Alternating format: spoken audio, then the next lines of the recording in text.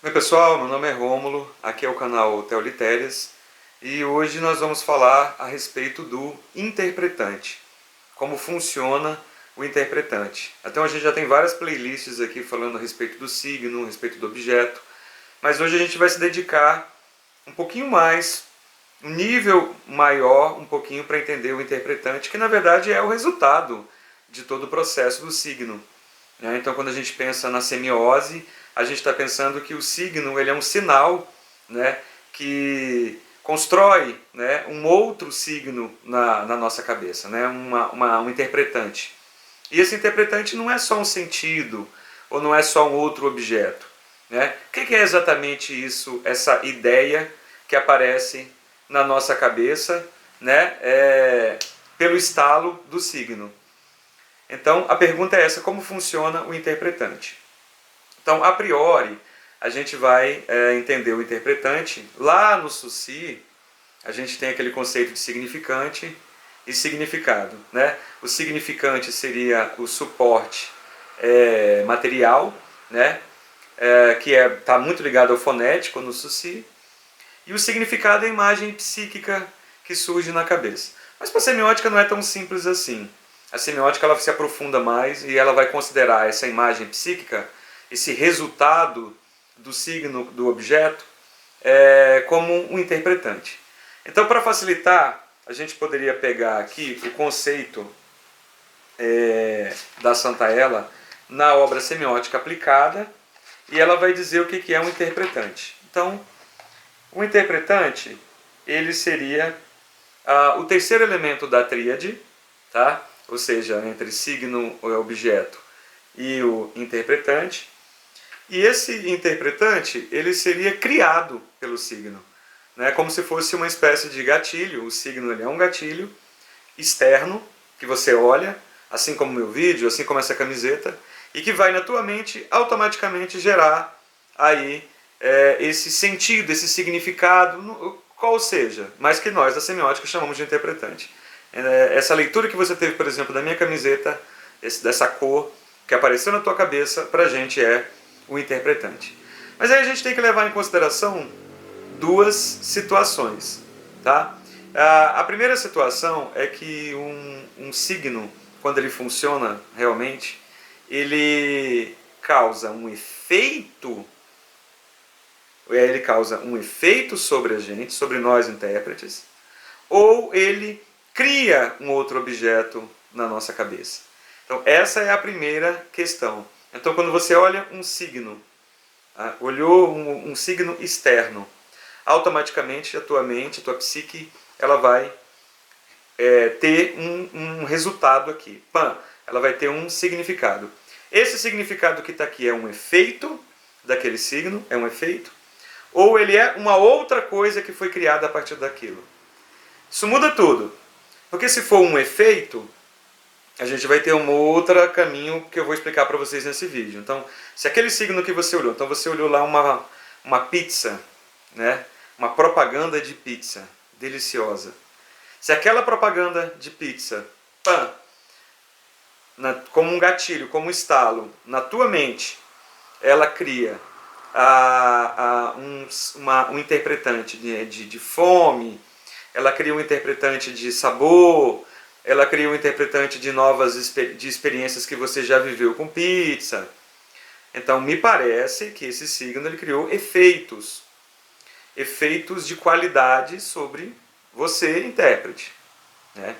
Mas se aquela pizza, aquela imagem de pizza que você está vendo ali externa, aquele signo, ele cria na tua cabeça a Itália. Então aparece Florença aí para você, aparece uma pizza que você comeu lá em Florença. Não em caráter qualitativo, mas o surgimento. A gente tem duas situações. Então, ou o interpretante, usando o conceito da Santaella, ele é efeitos sobre um sujeito, efeitos de qualidade, tá? Então, fome, sede, sensoriais. Então, você viu uma capa de uma propaganda de refrigerante, né? Te deu sede, né? Ou também não só pode ser efeitos sensoriais, mas também pode ser experiências, lembranças, memórias. Aí a gente vai ter que se aprofundar. Então, por exemplo, uma foto que você olha de família, né? Você viu uma foto com uma pessoa que você não tem mais, não está mais aí conosco, e aquilo, pam, vai ser um gatilho, aquele signo ele vai desempenhar sua função semiose. Na tua cabeça vai aparecer sensações, experiências, lembranças que você viveu com aquela pessoa. Então, a gente tem essas duas questões, tá? Então, primeira questão, o interpretante ele seria efeito do signo, efeito sobre o sujeito, efeitos qualitativos, ou o interpretante ele é o surgimento de algo a partir do signo. Mas para isso tudo, tanto para ter efeitos, né, e quanto para surgir alguma coisa, é preciso uma série de conhecimentos prévios. É necessário ter signos anteriores que tanto vão trazer os efeitos, caso vocês optem, ou tanto vai trazer o surgimento de um novo signo. Então, se eu falar chat GPT, falo chat GPT. Então, para muitos, vai surgir na cabeça, vai ser um gatilho, vai ser um estalo da função do signo, vai surgir na tua cabeça o logo do chat GPT, vai surgir na tua cabeça um interpretante natural de quem já conhece, de quem já usou, quem já ouviu falar. Mas se você nunca ouviu falar no chat GPT, ele não vai conseguir trazer esse signo, esse estalo do chat GPT que eu falei aqui, para quem não conhece, para quem não tem conhecimento prévio, para quem não tem signos anteriores, não tem elementos anteriores. E aí vem um conceito interessante de signo condicionado. Você não foi condicionado pela cultura a ter aquele conhecimento, não vai significar nada. Tanto faz quanto tanto fez, é uma palavra comum como qualquer outra palavra. E aí a gente tem aí uma experiência do John Dewey, que ele faz uma experiência bem interessante, que é o seguinte: ele pega um jardineiro que encontra um fóssil que parece com uma pedra, e esse jardineiro pega esse fóssil que parece pedra e leva para jogar lá no lixo. Quando ele está jogando no lixo, passa um paleontólogo, né, que estuda paleontologia, e olha aquilo e fala: não joga. Isso aqui é um fóssil de um animal pré-histórico muito importante. Então, olha a dimensão dos dois signos. Então, você tem o fóssil enquanto signo para o jardineiro, ele deflagrou na mente do jardineiro. O interpretante que foi criado na mente do jardineiro seria de uma pedra comum que não teria utilidade no sistema ali do jardim dele, porque ele não tinha conhecimentos prévios, o condicionamento cognitivo dele não possuía conhecimentos de paleontologia para definir se aquilo ali era um fóssil de algum animal importante ou não. Por outro lado, o paleontólogo, por ter um conjunto de conhecimentos condicionados, por estar dentro da teia de conhecimentos, de informações de outros signos, né, da paleontologia que dialogavam com aquele, então ele já conseguiu, quando ele viu a pedra, que não era pedra, que era um fóssil, aquele signo agiu, fez surgir na cabeça do paleontólogo a imagem, provavelmente, de um fóssil que ele tem estudado, e ele pôde comparar e falar: olha, esse fóssil que está aqui, esse signo, me levou até um signo de um fóssil que eu já estudei lá na faculdade. Então eles se associaram. Então aquele signo, que é a pedra do jardineiro, por estalo, associou a um signo que ele já tinha de conhecimento prévio, e automaticamente ele conseguiu vincular e criar aí conhecimento, de certo modo, aplicar o conhecimento prévio que ele tinha, os signos anteriores que ele já estava registrado ali. Então, para que o interpretante apareça na cabeça de alguém, para que o signo consiga fazer isso, é necessário ter um condicionamento também anterior. Né? É necessário que você tenha aí um conjunto já de signos prévios que vão fazer com que esse signo surja. Então, se eu falar a palavra Baidi, né? Não fazendo propaganda aqui, mas BID. Talvez não, esse signo que eu acabei de falar não vai ter efeito nenhum em você que está escutando, que não tem um condicionamento desse tipo de conhecimento, desse tipo de informação, que é uma marca de carros elétricos aí que provavelmente tem a crescer muito, é a nova tecnologia. Aqueles que já estão inseridos nesse conhecimento, quando falar a palavra BID, ou ver o logotipo, vai surgir na cabeça da pessoa o carro elétrico, o conceito de carro elétrico, e desse conceito de carro elétrico, por semiose, por teia de informação, por conexão, que o conhecimento ele é conectivo, vai surgir aí é só a ponta do iceberg, né? Vai surgir uma base de conhecimentos, o carro elétrico, tecnologia elétrica, se é híbrido, né? Ou tecnologia sustentável, né? Então vai surgir todas essas questões.